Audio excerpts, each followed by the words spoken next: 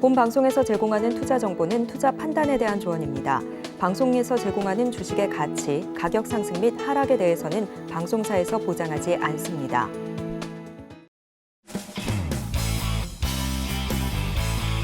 시청자 여러분 안녕하십니까. 깊이 있는 인사이트로 여러분들의 투자를 잘 이끌겠습니다. 저는 강관우입니다. 어제 우리 시장 배당락 1임에도 불구하고 미국 시장의 강세를 그대로 쫓아갔습니다. 외국인이 4,700억이나 순매수를 밀어넣기 때문인데요. 삼성전자가 선두에 섰고 제약바이오 그리고 포스코 그룹주가 아주 강세를 보였습니다. 자, 어제 상당히 기분 좋은 날이었죠. 자, 차트 하나 보겠습니다. 그런데 코스닥 시장에서는 지금 대형 시가총액 상위주들이 지금 코스피 이전을 준비를 하고 있습니다. 당장에 포스코 DX가 내년 1월 2일에 코스피로 넘어가고요. 나머지 주식들도 넘어갑니다. 그다음 화면입니다. 전체 시가총액으로 보면 지금 빨간 표시를 돼 있습니다. 3위, 4위, 5위, 6위 하는 이 업체들이 다 넘어가는데요. 시가총액 전체적인 규모로 보면 35조 규모입니다. 그리고 코스닥 시가총액 전체로 봤을 때 7%를 차지하는 정도의 큰 규모입니다. 이게 다 코스피로 넘어가는 겁니다. 자, 코스피로 넘어가면 어떨까요? 수급이 좋아질 수는 있습니다. 그러나 코스피 시장 패시브 자금이 좀 좌우하는 시장입니다. 펀더멘탈로 다시 귀결될 수밖에 없겠다 이런 생각이고요. 그럼 코스닥 시장은 어떤 영향을 줄까요? 코스닥 시장의 시총 1위, 2위, 에코프로, BM, 에코프로입니다. 플러스일 수도 있고 마이너스일 수도 있습니다. 저도 상당히 궁금합니다. 좀 지켜봐 볼 대목일 것 같고요. 간밤에 미국 시장 다 3대 지수 모두 올랐습니다. 오늘 마지막 날입니다. 저희 증시 8과 함께 하시면서 알찬 정보 인사이트 많이 챙겨가시길 바라겠습니다. 바로 외신 들어갑니다. 외신 브리핑 시작합니다. 어제 3대 지수 모두 다 상승하면서 마감했습니다. 다우지수는 다시 한번 사상 최고가를 경신하는 모습을 보였고요. S&P 500 지수도 0.14% 상승하면서 전고점을 코앞에 두고 마감을 했습니다. 종목별 차별화 장세를 좀 보이는 모습이었고요. 시장은 또 별다른 촉매제가 없었고 거래량도 좀 적었던 하루였다라고 볼 수 있겠습니다. 다만 10년물 국채 금리는 2% 넘게 하락을 하면서 장중 3.7%까지 터치하는 모습이었고요. 달러 인덱스도 지난 7월 이후에 최저치를 기록하는 모습이었습니다. 이어서 유가 가격도 함께 살펴보도록 하겠습니다.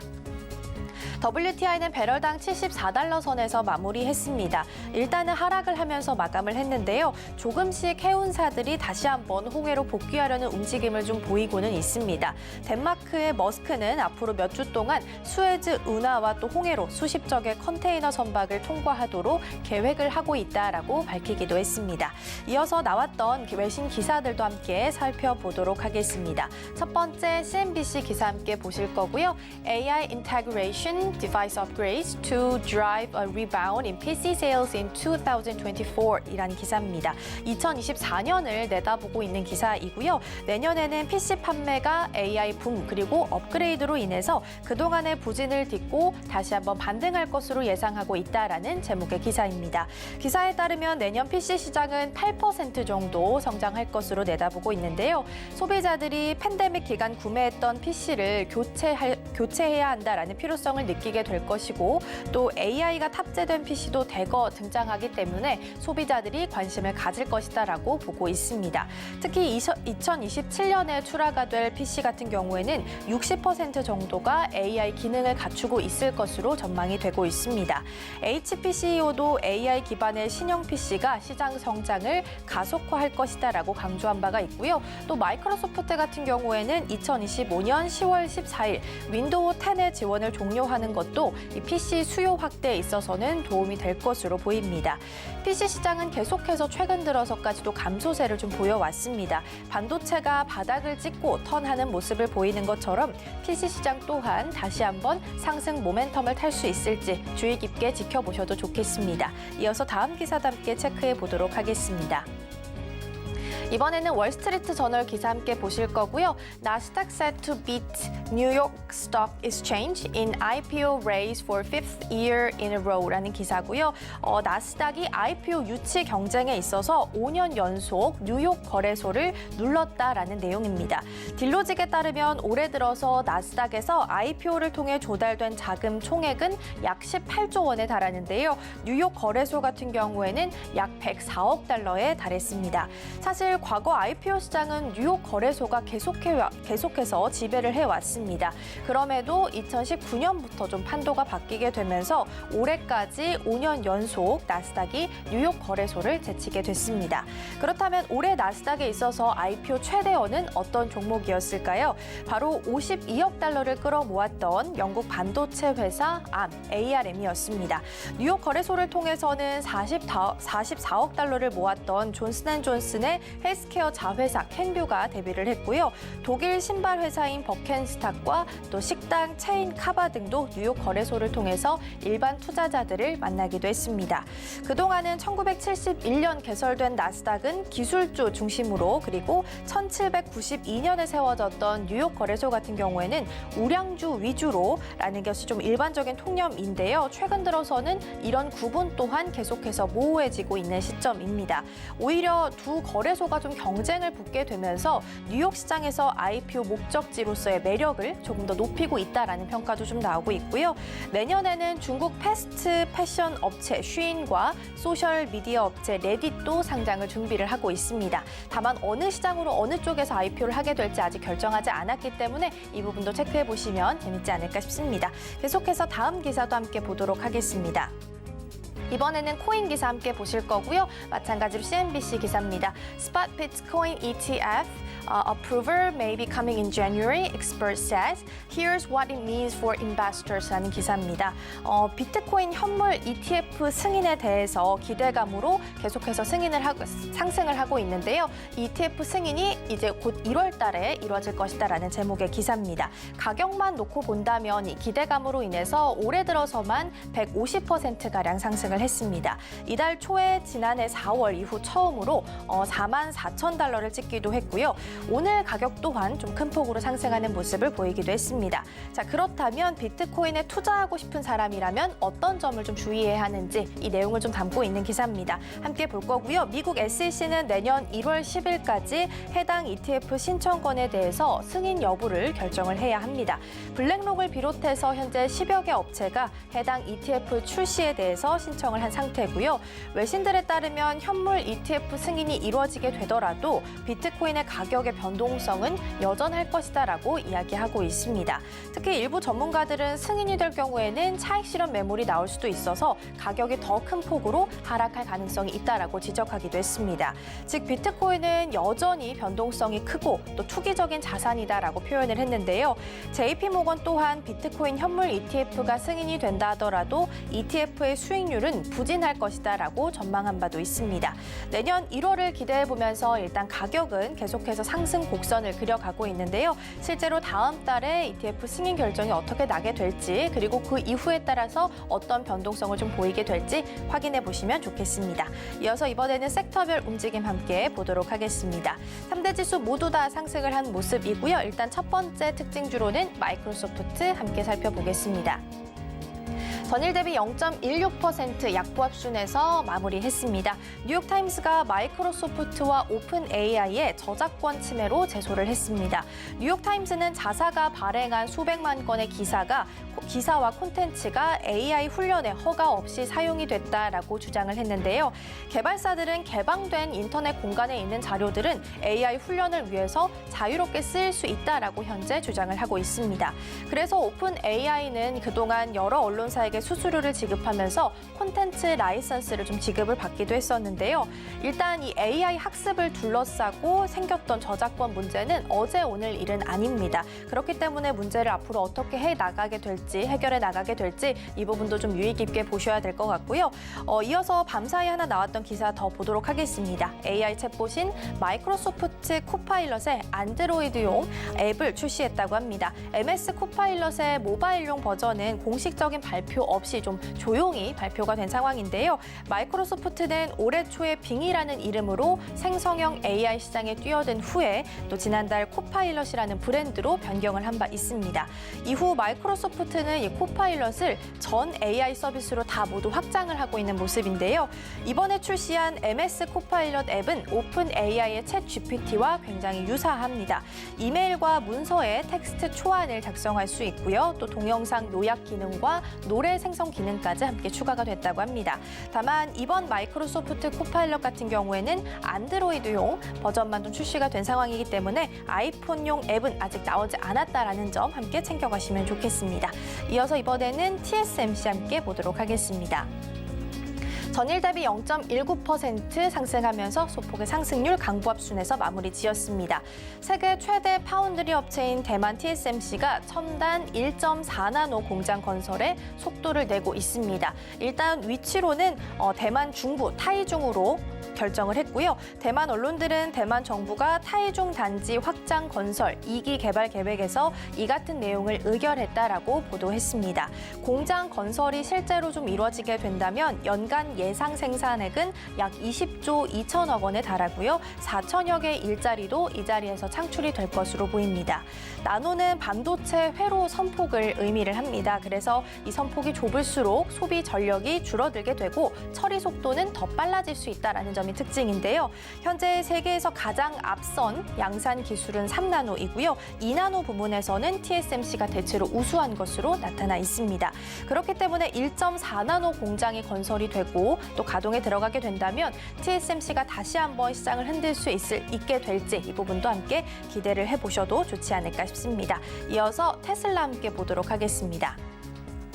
테슬라는 1% 넘게 상승하면서 2%에 가까운 상승률 보이며 마무리 지었습니다. 반면 기사는 좀 부정적인 뉴스였는데요. 테슬라의 생산 공장 기가팩토리에서 제조 로봇이 직원들을 공격하는 등 근로자들이 다치는 산업재해가 잇따라 발생하고 있다고 합니다. 이들 중에서는 카트에 발목이 끼어서 127일간 일을 하지 못하게 되거나 혹은 머리를 다쳐서 85일간 쉬어야 했던 근로자도 있었다고 합니다. 또 근로자가 공격의 로봇을 받는 사례도 있었는데요. 무엇보다 가장 큰 문제는 이 테슬라의 근무 문화라고 합니다. 테슬라의 전현직 직원들은 회사가 원칙을 무시하고 안전을 위태롭게 했다라고 지적을 하고 있는데요. 머스크가 이러한 부분을 해결하기 위해서 본격적으로 나서게 될지 주목해 보셔야겠습니다. 이번에는 애플 소식 함께 보도록 하겠습니다. 0.05% 소폭의 상승률을 보이면서 마무리 지었는데요. 일단 장 초반에는 어제 나왔던 애플워치 수입 금지령으로 인해서 하락세로 출발을 했습니다. 어제 애플은 애플워치에 탑재되어 있는 혈중 산소 측정 기술이 특허를 침해한 것이다라면서 수입 금지 조치를 당했습니다. 그런데 밤사이에 다시 한번 새로운 소식이 나오게 되면서 상승 반전하는 모습을 보이게 된 건데요. 미 연방항소법원이 소송을 진행하는 동안에는 국제무역위원회의 수입 금지 명령을 중단을 시켰습니다. 애플은 그래서 일단 당분간 애플워치를 판매를 할 수 있게 됐는데요. 어제 애플은 미국 정부가 국제무역위원회의 애플워치 수입 금지 명령을 그대로 받아들이자 즉각 항소를 했고요. 최종 결정이 나올 때까지 수입 금지 조치를 일단 중단해달라고 요청을 했던 겁니다. 법원이 이를 인정한 셈이다라고 볼 수 있겠고요. 시장에서는 대부분 애플이 법정 싸움에서 일단 승리를 거둔 것으로 판단을 좀 하고 있습니다. 애플워치가 애플 매출에 있어서 큰 부분을 또 차지하고 있는 만큼 소송 결과는 끝까지 지켜보실 필요가 있겠습니다. 마지막 함께 살펴보겠습니다. 마지막 아스트라제네카 함께 보겠습니다. 1.2% 정도 상승하면서 마무리했고요. 아스트라제네카가 세포 치료제를 개발하고 있는 중국의 그라셀 바이오 테크놀로지를 인수하기로 했습니다. 이는 아스트라제네카가 중국에서 사상 처음으로 단행한 M&A 거래이고요. 아스트라제네카 같은 경우에는 그라셀 인수를 통해서 세포 치료제 신약 후보 물질을 함께 확보를 할 수 있게 됐습니다. 현재 그라셀이 연구하고 있는 후보 물질은 혈액암이나 루푸스 등 자가 면역 질환에 있어서 치료제로 사용이 될 예정이고요. 금리 인하에 대한 이야기가 나오게 되면서 최근 기업들의 M&A 소식도 계속해서 들려오고 있습니다. 이번 세포 치료제 개발세 인수까지 좀 마무리가 된다면 입지는 앞으로 더욱더 단단해질 전망입니다. 지금까지 외신 브리핑이었습니다.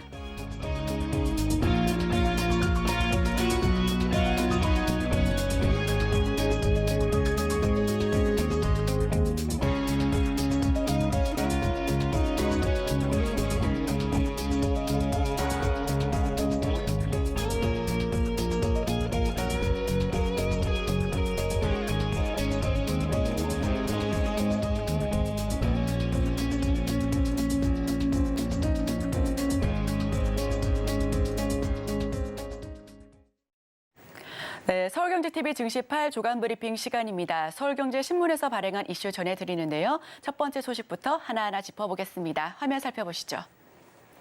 배당락일 충격은 없었다. 삼성전자 6거래일 연속 상승. 삼성전자가 배당락일이라는 악재에도 최근 6거래일 연속 주가 상승세를 이어가고 있습니다. 지난해 1월 이후에 최고가를 기록하고 있는데요. 지난해 배당락일에 급락한 코스피도 상승 마감에 어제 성공했습니다. 반면 배당 기준일을 변경하지 않은 일부 고배당주는 배당락 여파에 주가가 급락하기도 했었는데요. 삼성전자는 이달 19일부터 상승세를 지속하고 있으며 20일부터는 연일 신고가를 갈아치우고 있습니다. 삼성전자는 주가가 이달 들어서 7%가량 올라 주가를 끌어올린 것은 단연 외국인이다라고 평가를 받고 있는데요.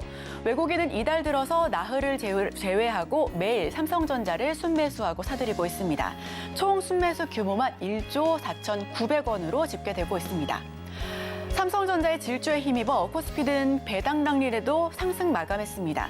코스피는 전날보다 0.42% 오르면서 2,613포인트 선에서 종가를 형성했고요. 특히나 배당락일 여파가 코스피보다 조금 더 약한 코스닥은 1.35% 오른 859포인트 선에서 마감을 지었습니다. 지난해 배당락일에 코스피는 2.24%, 코스닥은 1.68% 급락한 것과 조금은 대비되는 모습이죠. 업계에서는 배당금을 보고 투자할 수 있도록 한 금융당국의 방침에 기업들의 배당일이 분산되면서 배당락일에도 코스피가 강세를 보였다라고 분석을 하고 있습니다. 그동안 상장사들은 일괄적으로 연말을 배당 기준일로 정한 뒤에 이듬해 3월 열리는 정기주주총회에서 배당액을 확정해 왔는데요. 이 때문에 배당받을 권리가 확정된 그 다음 날인 배당락일에는 지수가 큰 폭의 하락세를 연출하기도 했었습니다. 하지만 내년부터는 배당액을 먼저 정한 후에 배당받을 주주를 정할 수 있게 됐습니다. 유한타증권에 따르면 26일 기준 유가증권 시장 120개 상장사가 배당 기준일을 내년으로 변경했다라는 소식이 전해왔고요. 다만 아직 배당 기준일을 변경하지 않은 일부 고배당주는 배당락의 여파가 그대로 주가에 반영돼 지난해 6%대의 배당 수익률을 기록한 제일기획은 이날 6.6% 내린 19,000원의 종가를 형성하기도 했습니다. 올해 말을 배당 기준일로 정한 삼성증권과 삼성생명은 6.2%씩 하락, 그리고 고배당주로 꼽히는 메리츠증권 역시도 메리츠금융지주 역시 5% 넘는 낙폭을 보여줬고요. KT엔진은 5%, 한양증권 5.58%, KT 역시 5% 넘는 내림세를 연출했었습니다. 신한투자증권연구원은 배당 정관 개선으로 배당락일이 분산되면서 지수 하방 방어에 긍정적인 영향을 줬다라고 분석을 하고 있고요. 자, 그렇다면 기사를 한번 요약해 보겠습니다. 삼성전자는 외국인의 매수에 8만 전자를 눈앞에 두고 있습니다. 작년 이맘때쯤 2.2% 떨어진 코스피는 0.4%나 상승했고요. 제일기획 등 일부 고배당주는 다만 급락하는 모습을 어제장에서 확인하실 수가 있었습니다. 자, 그렇다면 다음 소식도 전해드립니다. 금리 부담 덜고 신약 개발 훈풍, 제약 바이오 기지개. 네, 제약 바이오 소식 최근 계속해서 들려드리고 있는 것 같습니다. 미국 연준의 금리 인하 기대감에 신약 개발 호재까지 겹쳐지면서 국내 제약 바이오주가 강한 모습으로 반등에 성공하고 있고요. 투자 전문가들은 국내 대표 제약 바이오 기업 10개를 추종하는 테마형 지수가 여전히 2년 전보다 50% 넘게 하락한 수준인 만큼 내년에 상승 여력이 더욱더 크다라고 평가를 하고 있습니다. 한국거래소는 이달 들어 이날까지 KRX 바이오 탑10 지수는 11% 넘게 올랐다라고 평가하고 있습니다. 거래소가 개발한 33개의 테마형 지수 가운데 가장 높은 상승률을 기록하고 있다라고 이야기를 하고 있고요. 코스피 지수와 코스닥 지수가 이 기간 각각 3%, 3.83% 오른 것과 비교해도 아주 월등한 성적으로 보여지고 있습니다. KRX 바이오 탑10 지수는 삼성 바이오로직스와 셀트리온, SK 바이오팜 등 국내 제약 바이오 업종 대표 종목 10개를 담고 있고요. 한미약품은 어제 주가 지난달 30일 대비 무려 12%나 넘게 껑충 뛰면서 34만 원을 기록해 종가 형성했습니다. 이날 장중에는 34만 9천 원까지 올라가면서 52주 신고가를 경신했고요. SK 바이오팜과 유한양행, 한미사이언스 등도 이 기간 가장 높은 주가 상승률을 나타내기도 했습니다. 셀트리온과 셀트리온 헬스케어 등 통합 법인을 출범하죠. 이 기대까지 더해지면서 셀트리온 역시도 16% 넘게 상승한 모습이었고요. HLB는 이달 들어 무려 60%나 넘게 상승해 5만 900원에 장 마감하면서 52주 신고가를 기록하기도 했습니다. 제약바이오주들이 코로나19 엔데믹 이후에 실적 부진과 고금리 악재, 지난 2년간 줄곧 내리막길을 걸었었던 것과는 조금은 상반된 흐름을 보여주고 있다는 분석인데요. KRX 바이오 탑10 지수는 지난 2021년 1월 4일부터 전날까지 50% 넘게 떨어지기도 했었습니다.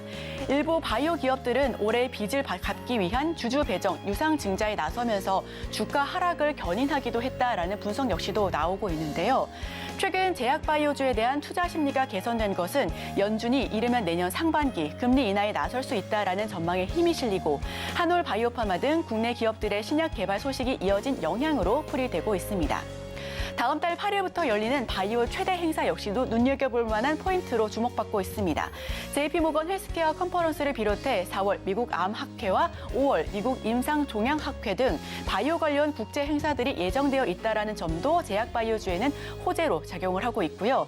외국인 투자자들도 최근 제약바이오주 매수를 확대해 나가면서 주가 상승세에 힘을 보태고 있다는 모습입니다. 투자 전문가들은 그동안 제약바이오 업종의 부진이 좀 길었던 만큼 저가 매수에 나설 만하다라고 조언을 하고 있습니다. 미국 금리 기대에 이어서 최근 대주주 양도소득세 요건 완화로 국내 주식시장 전반의 투자 심리가 개선되면서 그동안 다른 성장주 대비 주가 낙폭이 컸었던 제약바이오주의 수혜가 클 것이다라고 전망을 하고 있는데요. 특히 레고캠 바이오와 일동제약, 매드팩토 등 중소형 바이오테크 기업들을 중심으로 저가 매수세가 유입될 것으로 예상하는 등 좀 큰 폭의 상승률을 기대해 볼 만하다라고 보고 있습니다.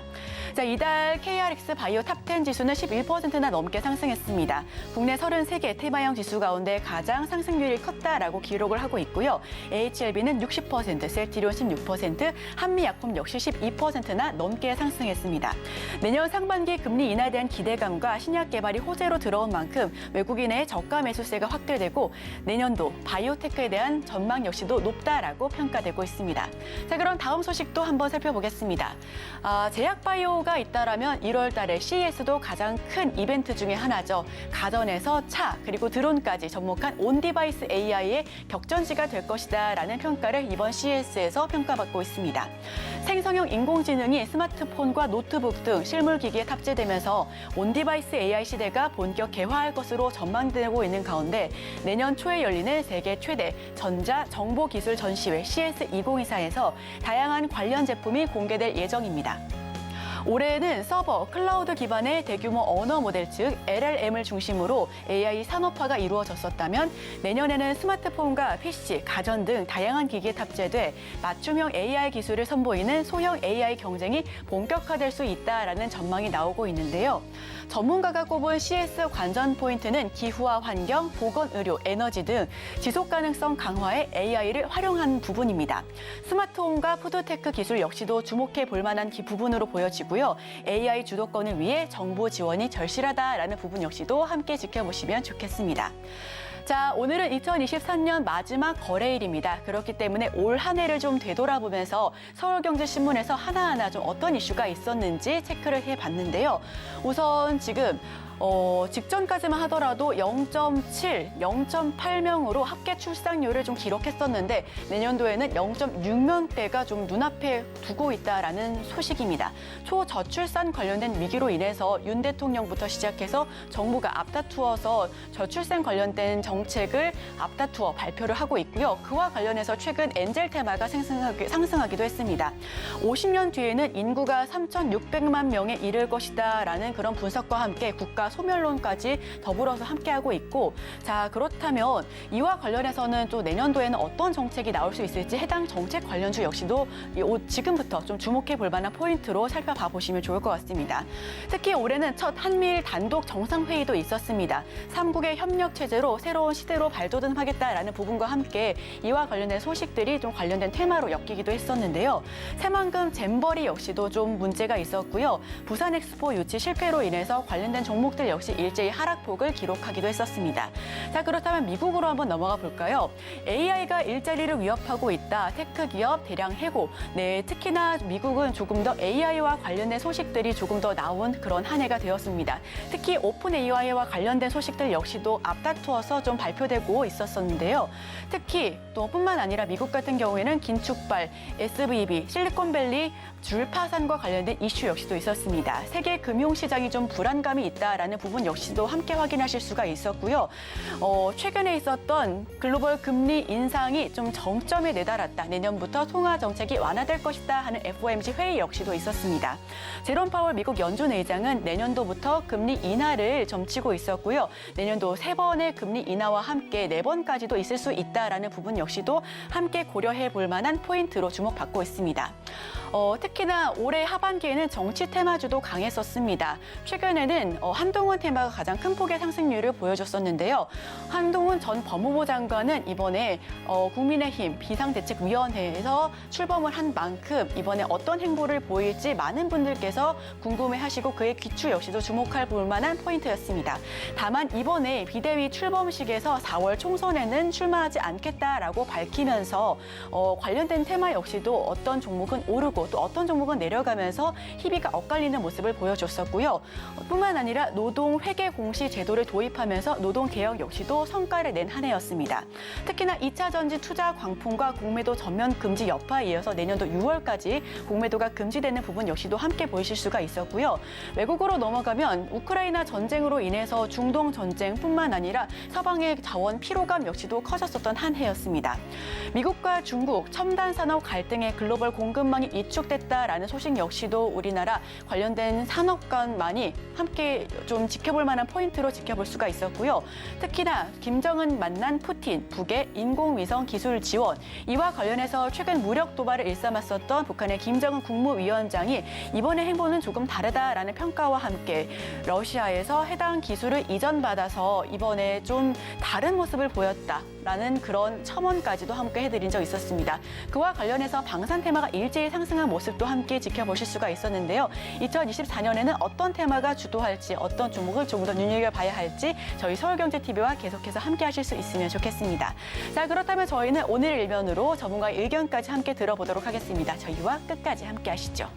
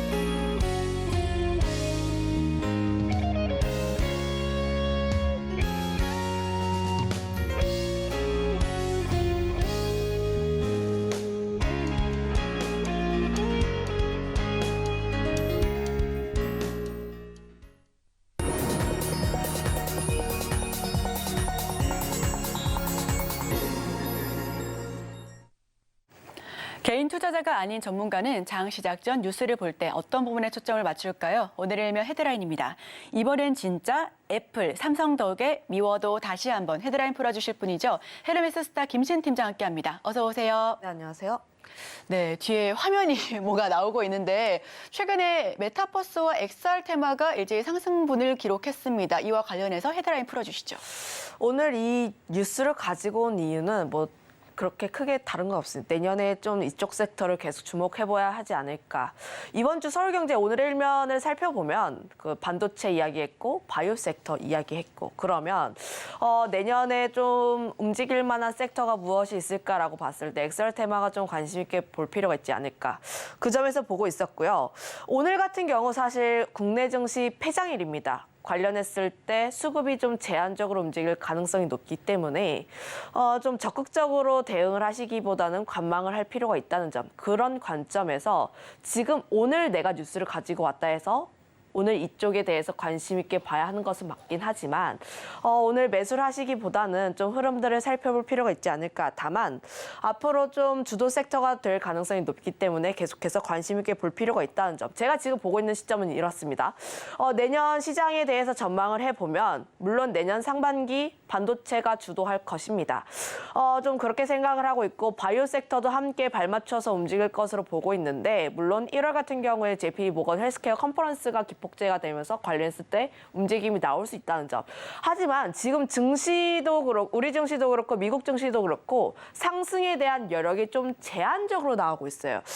실제로 지난 2달 동안 큰 폭의 상승세가 나왔다가 지금의 상승세는 약간 제한적입니다.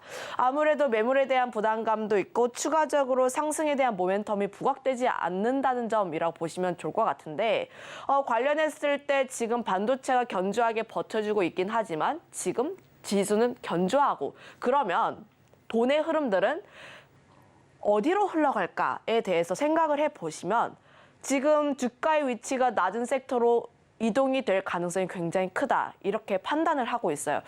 반도체 같은 경우야 지금 굉장히 견조하긴 한데 지금 발목, 무릎, 허리, 어깨로 치면은 허리까지 찼다라고 보시면 좋을 것 같습니다.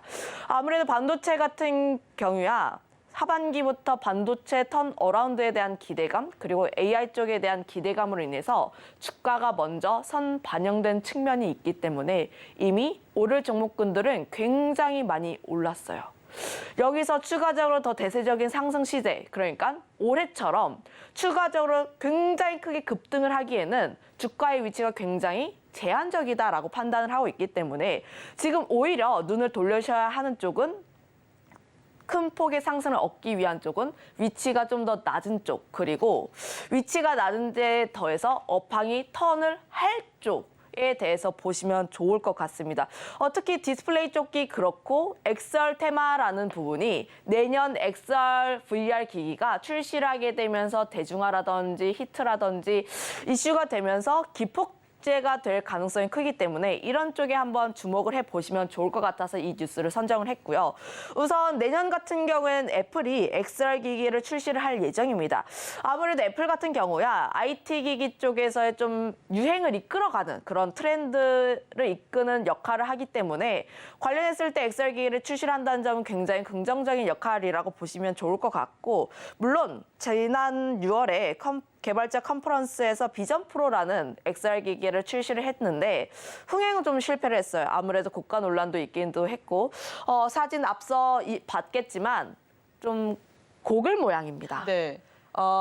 사용하기가 조금 불편하다, 좀 무겁다 이런 평이 있기 때문에 흥행에 대해서는 좀 논란의 여지가 있긴 하지만 애플이 시장에 좀 진출했다는 점에서 관심도는 증가를 할 수밖에 없다. 거기다가 더해서 애플도 하는데 삼성 못할 리가 있냐? 삼성도 출시를 합니다.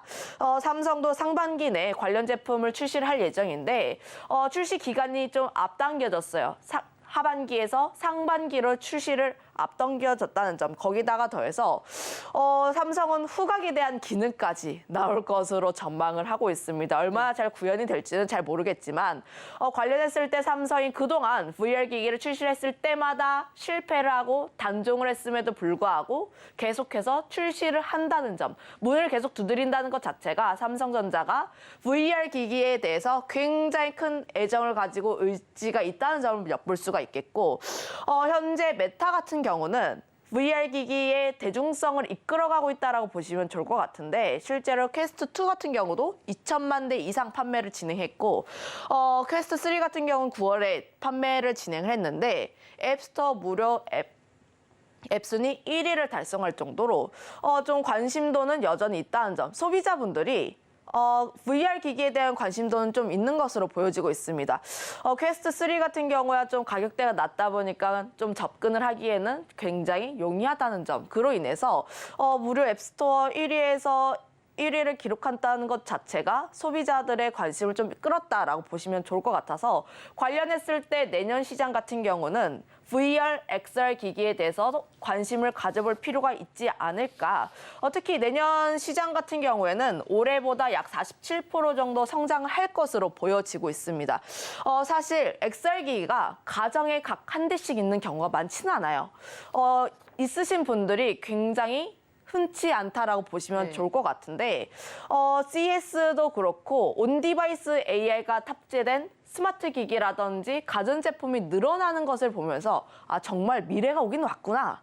점점 내가 영화 속에서만 상상하던 그런 미래가 점점 다가오고 있구나. 그러면 VR, XR 기기도 조금씩의 개선만 된다면 좀 우리가 이야기를 했던 뭐 고가 논란이라든지 사용할 때 문제점이라든지 이런 쪽에서의 문제만 조금씩 개선이 된다면 XR 기기 같은 경우는 앞으로 상승 여력이 굉장히 크게 열려있는 시장이 아닐까 이렇게 바라보고 있기 때문에 관련했을 때 이쪽 시장은 계속 바라봐야 하지 않을까 이렇게 정리하겠습니다. 네, VR, XR 저가 매수의 기회와 함께 업황 턴 어라운드 역시도 함께 주목해 볼 만한 포인트입니다. 그렇다면 투자 키워드는 어떻게 좀 잡아보면 좋을까요? 관련했을 때 VR 기기가 앞서 이야기를 한 것처럼 가정마다 각 한 대씩은 없다는 점. 그리고 IT 업계 쪽에서 VR 기기가 제2의 스마트폰이 될 가능성이 크다라고 점쳐지고 있는데 관련했을 때 좀 긍정적이라고 보여지고 있습니다.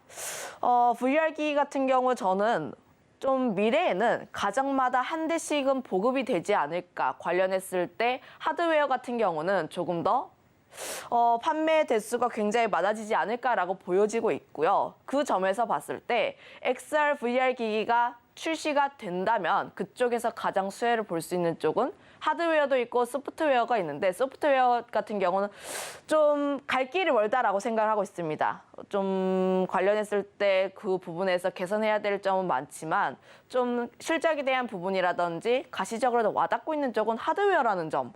특히 OLED 쪽에 대해서 관심도가 많아진다라고 보시면 좋을 것 같은데 OLED 같은 경우에도 봤을 때 XR, VR 기기뿐만 아니라 애플이 스마트폰에만 적용했던 OLED를 태블릿에도 적용을 한다는 점.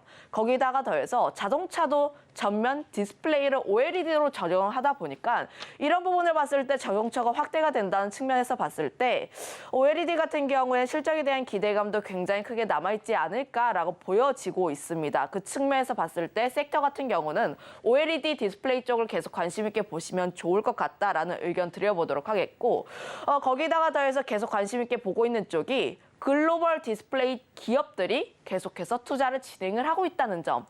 삼성 디스플레이 같은 경우에도 4조 원 정도 투자를 진행을 하고 있고 중국의 BOE 같은 경우에도 11조 원대 투자를 진행을 하고 있는데 물론 뭐 디스플레이 업계가 지금 주가가 부진한 가장 큰 이유가 LG 디스플레이가 실적이 부진하고 자금에 대한 문제가 있었고 그로 인해서 투자를 진행하지 못하고 있다는 점이거든요.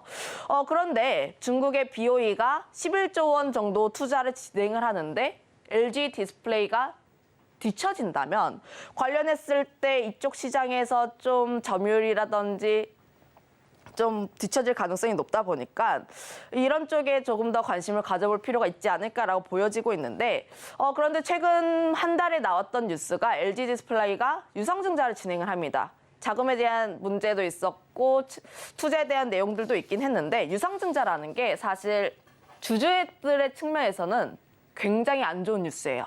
하지만 뭐 기업의 입장에서는 좀 긍정적으로 나아갈 수가 있다라고 보는 게 물론 기업의 입장입니다. 주주는 굉장히 안 좋은 뉴스예요.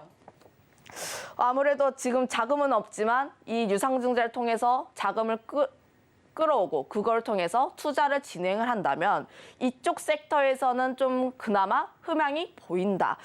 실제로 LG 디스플레이 실적은 안 좋았다 보니까 그쪽으로 인해서 투자가 진행이 된다면 그쪽 투자로 인해서 수주를 받는 기업들, 특히 장비단에서의 수혜가 조금 더 나오지 않을까 싶어서 장비 것들을 좀 보시면 좋을 것 같다라는 의견 드려보도록 하겠고, 항상 제가 디스플레이 쪽을 가지고 올 때마다 가장 토픽 종목으로 꼽았던 종목이 선익 시스템이라는 종목입니다.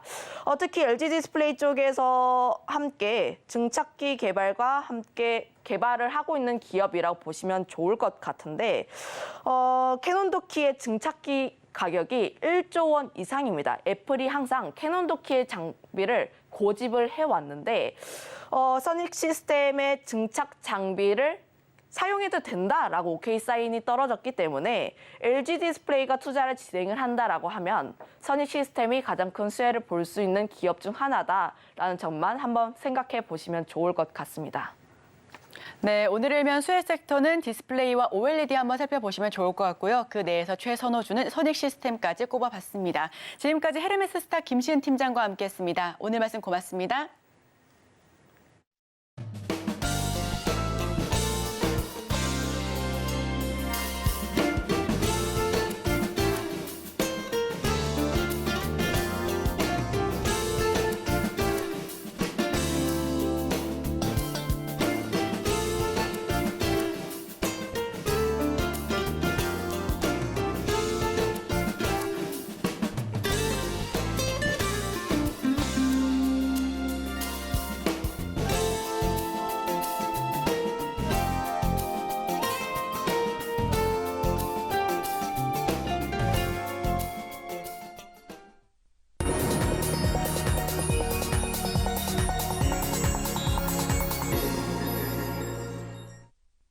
(23년의) 마지막 거래일입니다. 오늘도 센티멘털, 펀더멘털 힘차게 달려보겠습니다. 오늘은 포스코 인터내셔널 센티멘털 주식으로 가져왔고요. 펀더멘털로는 현대, 위아 이렇게 두 종목입니다. 자, 센티멘털 들어가 보겠습니다. 어제 시장이 상당히 강했죠. 차트를 좀 보시죠. 포스코 DX 이제 1월 2일부터 코스피로 이전 상장한다. 제가 오프닝 멘트에서 말씀드렸습니다. 어제 주가 상당히 강했고요. 포스코 MTEK 어제 뭐 거의 상한가 같죠. 그래서 상당히 여기도 뭐 포장, 철강제 포장을 이거 맡고 있는데 이거를 갖다가 뭐 오더를 받았다 이걸로 상한가를 갔습니다. 상당히 지금 수급이 강한 이런 시장이 아닐 수가 없습니다. 그런데 포스코 인터내셔널, 제가 어제는 LX 인터내셔널 말씀드렸죠. 포스코 인터내셔널 같은 과입니다. 상사 주식이죠. 무역을 트레이딩을 많이 하죠. 여기는 특히 철강을 많이 합니다. 이름이 포스코에 붙어 있잖아요. 철강도 많이 하고 플러스 해가지고 미얀마에서 LNG 가스전도 하고 있어서 그 두 개가 양대축이거든요. 근데 최근에 주가는 어떻습니까? 제가 여기 제목을 중간을 하고 있다. 중간하고 있는 게 못한다는 얘기가 아니에요. 엄청 잘하는 거예요. 지금 이렇게 차트를 보시면은 녹색 위로 돼 있지 않습니까? 저희가 포스코 홀딩스 맨날 좋다 싸다 이렇게 하고 뭐 2차 전지의 가장 핵심적인 회사 중에 하나다 이렇게 얘기를 했습니다만은 포스코 홀딩스보다도 주가가 더 좋았어요. 중간 이상을 사실은 하고 있죠. 그런데 이렇게 상사를 하는 회사가 중간 이상을 하는 건 뭐 때문이겠습니까? 2차 전지 쪽이나 신사업 쪽에서 향후에 밸류가 올 거다. 거기에 대한 기대감이 상당히 들어가 있는 주식입니다. 그래서 좀 볼 필요가 있겠다. 이렇게 제 레이더에 걸려 나왔습니다.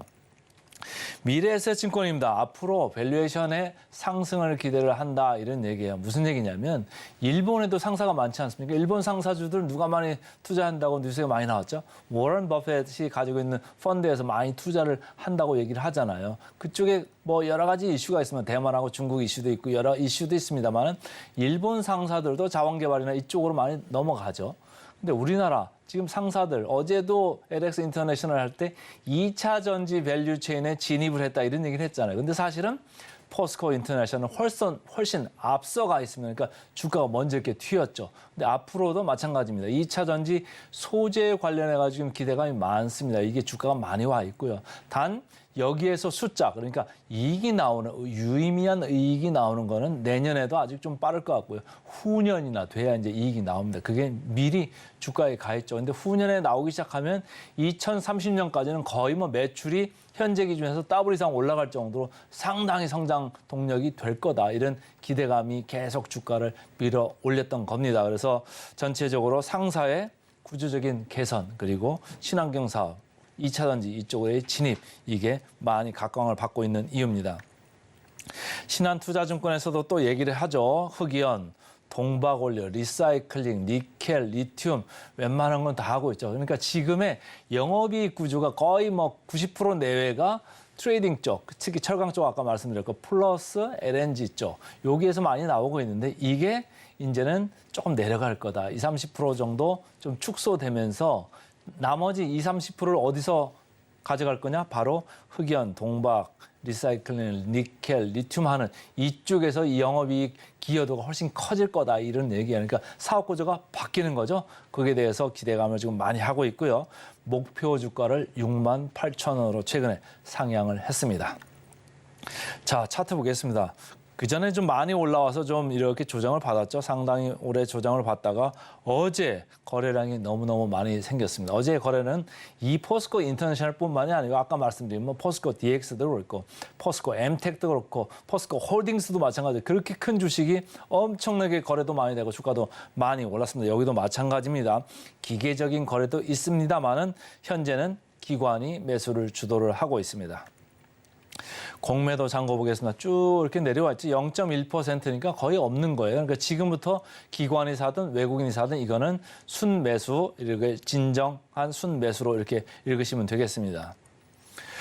역사적 밸류 밴드로 봤을 때는 이미 리레이팅이 일어났죠. 상당히 일어나가지고 이 피크 정도에 대해서는 아까 얘기한 일본 상사의 밸류에이션하고 한국의 포스코 인터내셔널의 그 밸류에이션하고 갭이 거의 없어질 정도까지 붙었었어요. 그런데 최근에 좀 이렇게 내려온 거잖아요. 그러니까 다시 이 밸류가 갭이 좀 축소될 거다. 그러니까 거꾸로 얘기하면 포스코 인터내셔널 주가가 더 올라갈 여지가 있다. 이렇게 믿는 증권사가 있는 겁니다. 자, 포워드 PR 보겠습니다. 포스코 인터내셔널 12.8배네요. 그렇게 낮지는 않죠. 포스코 인터내셔널이 12.8배면은 뭐 코스피 평균보다는 한 30% 정도 지금 높은 수치예요. 그렇지만 신사업에 대한 성장 기대감을 생각하면 그렇게 뭐 높은 건 아니다. 다른 거에 비해서는 그렇게 높은 건 아니죠. 예를 들면 포스코 퓨처엠 저희가 최근에 뭐 양극재 얘기도 하고 뭐 전구체 얘기도 하고 했습니다만 91배입니다. 시장에서는 뭐 24년 PER 말고 25년 거 갖다 쓰자. 뭐 그때는 성장이 엄청나게 갈 거다. 그래도 뭐 50배, 60배일 겁니다. 근데 여기는 지금 12.8배니까 그렇게 높지는 않다. 이렇게 보시면 되고요. 자, 목표 주가 터치를 하겠습니다. 포스코 인터내셔널 23% 정도 보이고 있습니다. 그래서 오늘은 센티멘탈 주식으로 포스코 인터내셔널부터 말씀을 드렸습니다. 이제 펀더멘탈로 넘어가겠습니다. 펀더멘탈 오늘은 현대차, 기아 관련 그룹 중에 현대위아입니다. 자, 최근에 차트를 보시죠. 제가 노란 박스로 이렇게 가져왔습니다만은 기아차, 기아 상당히 지금 주가가 강하죠. 거의 10만 원에 육박을 하고 있습니다. 제가 계속 반복해서 말씀드립니다. 10만 원 이 선을 혹시라도 뚫고 나면은 너무너무 가벼워질 거다. 기아차, 기아 내년에 영업이익률이 좀 내려갈 거라고 해도 10% 초반 정도입니다. 이 정도면은 전 세계 완성차 업체 중에서 가장 상위권이다 이렇게 보는 거예요.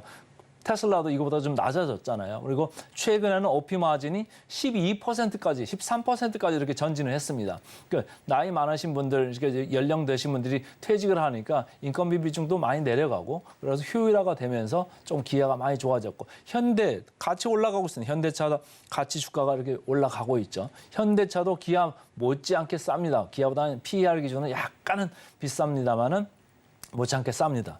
현대위아, 이 현대차, 기아 확장 전략, 사업 전략에 다 따라가고 있는 회사잖아요. 주가가 최근에 고개를 들고 있습니다. 그래서 동반 상승을 하고 있다 이렇게 보시면 되고요. 자, 하나증권입니다. 사업 구조 전환이 착착 진행되고 있다. 이제까지는 이제 내연기관 쪽에 있잖아요. 근데 지금 기아나 현대차 어디로 가고 있습니까? 전기차 쪽으로 가고 있잖아요. 24년 말, 그러니까 내년 말에는 미국 조지아에 있는 전기차 공장이 완공이 됩니다. 그리고 울산에도 이제 전기차를 생산을 확대를 하잖아요. 거기에 다 들어가요. 이 회사가 뭐 하는 회사냐? 로봇, 협동 로봇 같은 걸 만들어요. 저희가 생산 라인에 보면 막 이렇게 용접도 하고 막 하잖아요.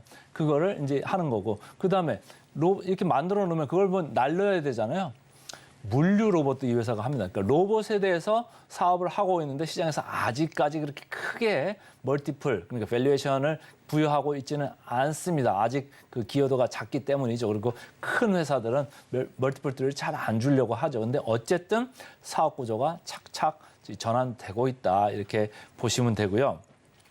열관리 부품 사업 이쪽도 마찬가지입니다. 지금 뭐 냉각수, 냉매 이거 통합 모듈로 해가지고 단가가 2배로 올라갑니다. 이런 것도 계속 들어갈 수밖에 없는 이런 구조예요. 그러니까 앞으로 좀 좋아지는 걸 좀 많이 봐주자 이런 생각을 할 수가 있겠습니다. DS 투자증권입니다. 그래서 꿈틀거리는 중장기 성장 동력 이런 얘기를 했어요. 여러 가지 아까 냉각 모듈 말씀드렸죠. 여기저기 좀 들어가고 있고 모빌리티도 협동 로봇 그리고 AMR이라는 게 물류 로봇입니다. 그러니까 여기서 가시적으로 성과가 나고 있다. 여기도 로봇이 있습니다. 이렇게 손을 드는 거죠. 그리고 방산의 K9 자주포 수주도 가시화되고 있다. 이게 뭐 당장에 나올 뉴스가 될 수 있습니다. 자, 차트 보겠습니다. 51,500원을 바닥으로 해서 쭉 올라왔네. 한 10,000원 정도 올라왔으면 20% 올라왔죠. 자, 기관 매수를 하고 있는 와중에 어제는 보니까 외국인까지 좀 가담을 한 모양입니다. 공매 잔고일 보겠습니다. 0.5% 시장 평균 0.4에 이제 근접을 하고 있어요. 최근에 쭉 이렇게 내려오고 있죠. 가벼워지고 있습니다. 6월 달까지는 공매가 지금 금지됐기 때문에 여기서는 크게 늘어날 게 없다. 이렇게 읽으시면 되고요.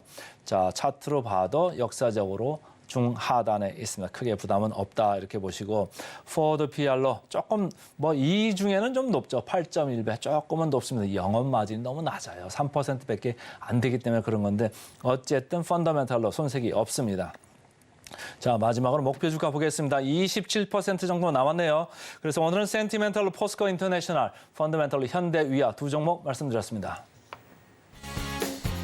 오늘의 핵심 요약 세 줄입니다. 뉴욕 증시 연말 한산한 거래 속에 강보합권에서 마감했습니다.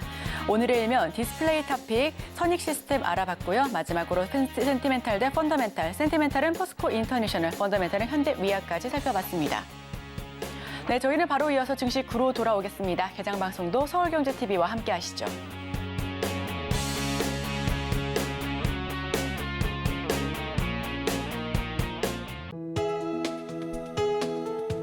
본 방송에서 제공하는 투자 정보는 투자 판단에 대한 조언입니다.